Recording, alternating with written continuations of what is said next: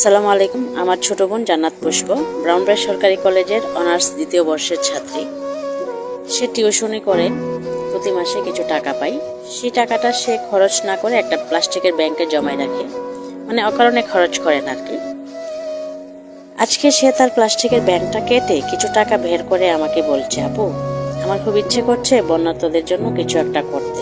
এখন আমি তো আর টিএসসিতে যেতে পারবো না, আবার বন্যার্তদের কাছেও যেতে পারবো না।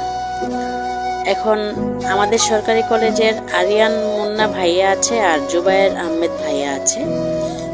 ওনারা ওনাদের ট্রিম নিয়ে প্রতিদিনই ত্রাণ নিয়ে বন্যার্তদের কাছে যাবে।